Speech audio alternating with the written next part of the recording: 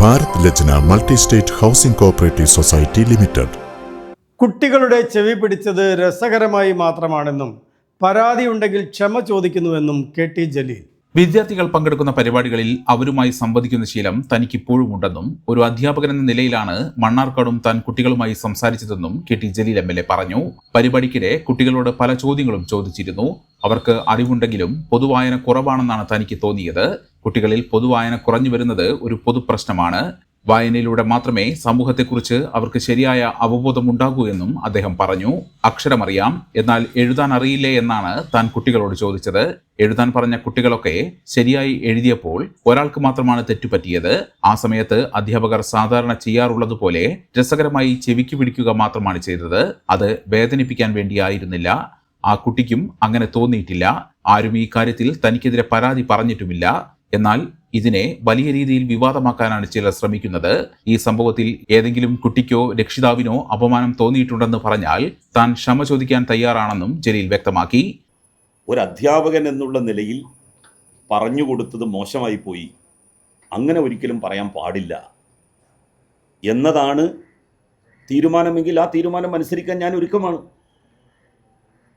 സത്യത്തിൽ എനിക്കെതിരെ കേസെടുക്കുമെന്ന് പറഞ്ഞ ബിന്ദു കൃഷ്ണയ്ക്കെതിരെയല്ലേ ആദ്യം കേസെടുക്കേണ്ടത്? അവരല്ലേ ഒരു അംഗനവാടി കുട്ടിയുടെ പറഞ്ഞതിനെക്കുറിച്ച് പറഞ്ഞ് അതൊരു വലിയ വിവാദമൊക്കെ ആയത്. ആ കുട്ടി തന്നെയാണ് പിന്നെ അത് കറക്റ്റ് ചെയ്തത്. അപ്പോൾ ഇതിനെയൊക്കെ രാഷ്ട്രീയമായിട്ട് കാണുന്നതിന് പകരം ഇതിനെ ഒരു ബ്രോഡ് ക്യാൻവാസിൽ കാണാൻ വേണ്ടി ശ്രമിക്കണം. അധ്യാപകരായിട്ട് പൊതുപ്രവർത്തനത്തിലേക്ക് വന്നതല്ല.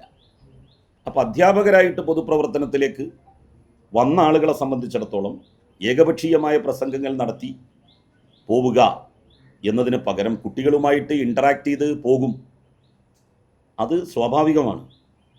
അതിൽ ഒരപമാനവും ഇന്നുവരെ ഒരാൾക്കും തോന്നിയതായിട്ട് എനിക്ക് അനുഭവപ്പെട്ടിട്ടില്ല. അങ്ങനെ തോന്നിയിട്ടുണ്ടെങ്കിൽ തീർച്ചയായിട്ടും ഞാൻ എന്തു ചെയ്യും? അങ്ങനെ പിന്നീട് ചെയ്യില്ലല്ലോ. അതിൽ പങ്കെടുത്ത ഏതെങ്കിലും കുട്ടികൾ, ഏതെങ്കിലും രക്ഷിതാക്കൾ മാനഹാനിയായി, അപമാനമായി അത് തോന്നിയിട്ടുണ്ടെങ്കിൽ അവർ പറയുകയാണെങ്കിൽ മാത്രമല്ലേ ക്ഷമാപണത്തിൻ്റെ ആവശ്യവും മാപ്പിൻ്റെ ആവശ്യവും ഒക്കെ വരുന്നുള്ളൂ. അതവർ പറയട്ടെ, നിങ്ങൾ അവരോടും ചോദിക്കുക. എന്നിട്ട് ആ കുട്ടികൾക്കോ രക്ഷിതാക്കൾക്കോ എന്തെങ്കിലും തരത്തിലുള്ള പ്രയാസങ്ങളോ ബുദ്ധിമുട്ടുകളോ ഉണ്ടായിട്ടുണ്ടെങ്കിൽ അവരത് പറഞ്ഞാൽ അതിനെക്കുറിച്ചിട്ട് ആലോചിക്കാം. എനിക്കതിൽ ആ കാര്യത്തിൽ ഒരു വാശിയുമില്ല. സംഭവത്തിൽ MSF ബാലാവകാശ കമ്മീഷന് പരാതി നൽകിയതിനെ കുറിച്ച് പ്രതികരിച്ച അദ്ദേഹം കമ്മീഷൻ കേസെടുക്കുന്നതിനെ പൂർണ്ണമായി സ്വാഗതം ചെയ്യുന്നുവെന്ന് അറിയിച്ചു. ഈ കേസിൽ താൻ മുൻകൂർ ജാമ്യത്തിന് പോകില്ല. ജാമ്യമെടുക്കാതെ ജയിലിൽ പോകാൻ പോലും താൻ തയ്യാറാണെന്നും കെ.ടി. ജലീൽ പറഞ്ഞു. ഈ വിവാദത്തിലൂടെ പൊതുവിദ്യാഭ്യാസത്തെ താറടിക്കാനാണ് പലരും ശ്രമിക്കുന്നത്. കുട്ടികളെ പൊതുവിദ്യാഭ്യാസത്തിന്റെ ഭാഗമാക്കണമെന്ന് നിരന്തരം ആവശ്യപ്പെടുന്നയാളാണ് താൻ. കഴിഞ്ഞ 10 വർഷം പൊതുവിദ്യാലയത്തിൽ പഠിച്ചതുകൊണ്ടാണോ ഒരാൾ കേരളത്തെ കാരളം എന്നെഴുതിയത്? മയ, കുയി, പുയ എന്നൊക്കെ മുതിർന്നവർ പോലും തെറ്റായി പറയുന്നത് കഴിഞ്ഞ 10 വർഷം സ്കൂളിൽ പഠിച്ചതുകൊണ്ടാണോ? ഇവർക്കൊന്നും തെറ്റുകൾ തിരുത്തി കൊടുക്കാൻ ആളില്ലാത്തതാണ് യഥാർത്ഥ പ്രശ്നമെന്നും അദ്ദേഹം കൂട്ടിച്ചേർത്തു. അല്ല, എനിക്ക് കേസെടുക്കണോണ്ട് യാതൊരു പ്രശ്നമില്ല. ഞാൻ പ്രശ്നമില്ല എന്നല്ലേ പറഞ്ഞത്. എനിക്ക് പ്രശ്നമില്ല. അല്ലല്ല, അങ്ങനെ ഒരു കുട്ടിക്ക് അപമാനം അല്ലെങ്കിൽ അങ്ങനെ ഒരു പെൺകുട്ടി വേദിയിലേക്ക് വരാൻ വേണ്ടി പാടില്ല എന്ന് ഞാൻ പറഞ്ഞാൽ എനിക്കെതിരെ കേസെടുക്കണം.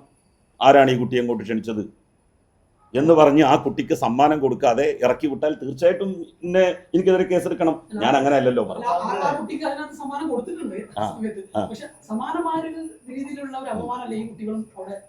അല്ല, അങ്ങനെ ആ കുട്ടി പറയട്ടെ. ആയിക്കോട്ടെ, ഇത് പറഞ്ഞോട്ടെ എനിക്കെതിരെ കേസെടുത്തോട്ടെ. എന്നിട്ട് ആ മുസ്ലിയാരെ ജയിലിലിട്ടോ. ഞാൻ പറഞ്ഞത് കേസെടുത്തു, ശരി. എന്നിട്ട് മുസ്ലിയാരെ ജയിലിലിട്ടോ. എന്തായിരുന്നു മുസ്ലിയാർക്കെതിരെ? അത് പറഞ്ഞ മുസ്ലിയാർക്കെതിരെ എന്ത് ശിക്ഷയാണ് ബാലാവകാശ കമ്മീഷൻ കൊടുത്തത്? മെമ്പർമാരുടെ നിക്ഷേപങ്ങൾക്ക് ഉയർന്ന ലാഭവിഹിതം നൽകുന്ന കേന്ദ്ര സർക്കാർ സഹകരണ സ്ഥാപനം Bharat Lajna Multi State Housing Cooperative Society Limited, Parappur road, Kottakkal. Phone 9946999976.